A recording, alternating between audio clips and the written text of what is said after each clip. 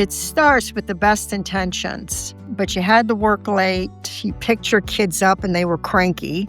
Don't you love that? And now you're in Target and you're pushing a cart filled with things like a throw blanket, 3 Lego sets to calm the kids down, some candles, and a mug that says fuel for Why are you doing this? Because in your brain somewhere, you feel making these purchases makes up for the stress, the guilt, and the missed moments with your kids. But that momentary relief is costing you big time. Let's fix that. Hi, I'm Ann. Welcome to Mommy Money Management. I've been writing about personal finance for over 10 years, and I strive to help women get control of their money so it works with them, not against them. And today, we're diving into the world of mom guilt spending. Do you do that? We're going to talk about what it is, why it's so sneaky, and give you some tips on how to deal with it or even stop it. And we're going to do this without making you feel deprived or like a mean mom. Let's get to it. Number 1, learn about your guilt triggers. Guilt spending is rarely about what you're buying. What it's about is the feeling you're trying to get rid of. A trigger might be missing an event, your kid's soccer game or play. Or it could be saying no to something they want because you can't afford it. It may even mean that you're just stretched a little too thin right now and need some mechanism to cope. The purchase is a quick fix of, I'm making it better. But here's the thing. That hit you're getting wears off quicker than cooling a latte. It goes away immediately. So what do you do to stop these triggers? Keep a 7-day spend and feel log and write down these purchases. And also write down how you were feeling when you made the purchase. Were you feeling sad? Were you feeling angry? Were you feeling overwhelmed? Write it down. You'll start to see patterns. And maybe your guilt spending happens after a long day at work, or you've been scrolling Instagram and you're looking at everyone else's life and comparing yours to it. And so you get on Amazon to make yourself feel better. It doesn't matter what the feeling is. What matters is by recognizing the pattern, gives you the power to interrupt it. Once you see the pattern, you can plan for it. And that's where the shift comes into play. Tip number 2, make a feel-good list when your brain says, I deserve this, or the kids deserve this. You need to have an emotional reward that doesn't require you swiping the card. That's where a feel-good list comes into play. And it doesn't cost a dime. This isn't just about self-care. It's about rewiring your habits. So instead of going out and spending money on candles, go home, light the candles you already have, I know you have them, and sit down and read for 20 minutes or meditate, but don't go and buy the candles. Swap an expensive pick-me-up smoothie for homemade milkshakes with the kids. They'll love it, and you'll love it too. Write down 10 ideas that you enjoy and have them visible. So when you have that crappy day, you're not waiting for the cashier to say cash or charge. Of course, guilt spending isn't always about us. It's sometimes, in fact, oftentimes, it's about trying to make it up to the kids. And that leads us to tip number 3. Replace I owe you gifts with time. You missed the school play.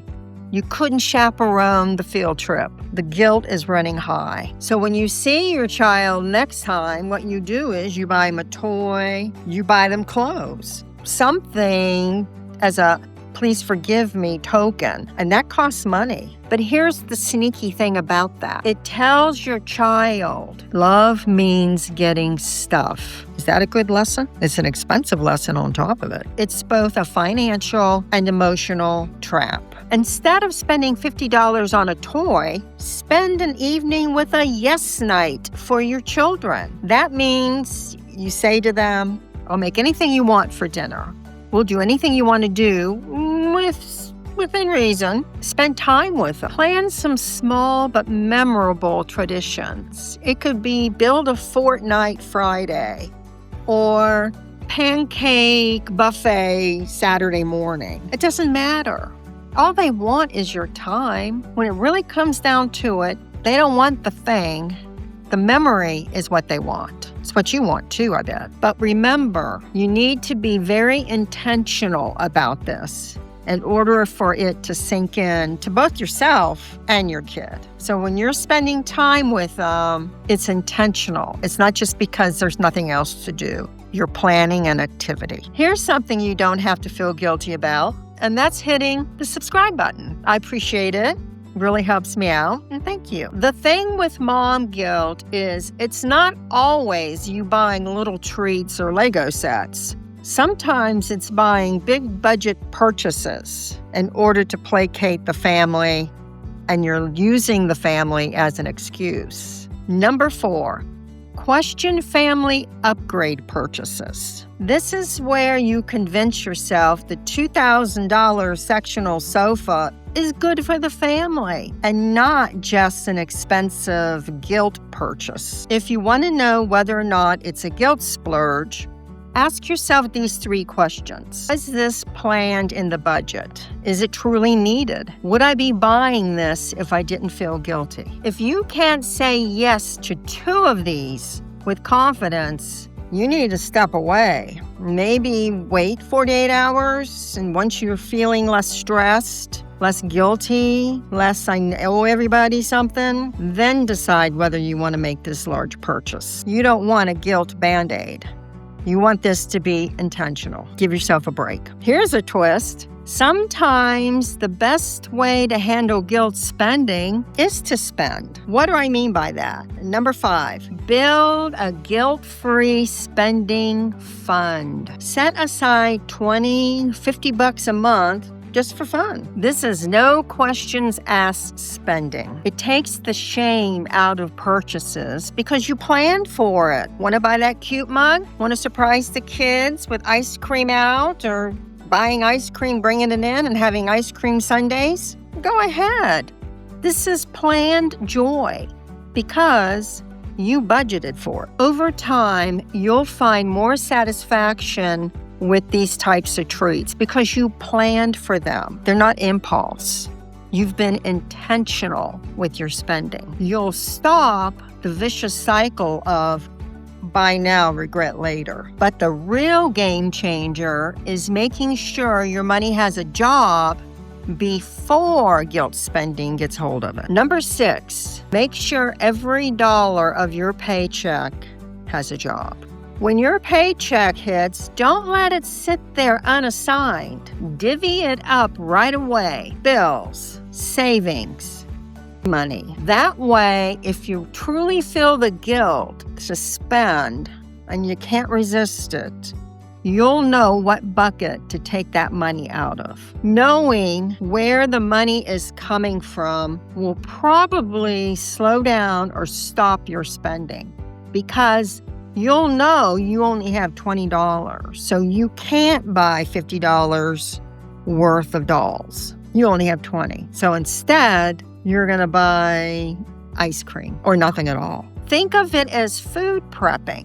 If you're one of those people, I'm not organized enough, but if you're one of those people who plans your meals at the beginning of the week and even makes some of them, this should be a real no-brainer for you. All you're doing is planning out where the money is coming from. Mom guilt is real. We all know that. Believe me, I've been there. But your bank account doesn't need to suffer and shouldn't suffer. By identifying your triggers, replacing spending with connection with your children, and giving your money a job before the month starts, you can almost totally eliminate guilt spending. In fact, I bet you can eliminate it completely. Just start with one of these tips a week, and you'll see how it slows down or stops your spending and really gives you a stress-free existence. What are your triggers? I'd love to hear them in the comments below. And don't forget, if you're so inclined, Please subscribe. Until next time.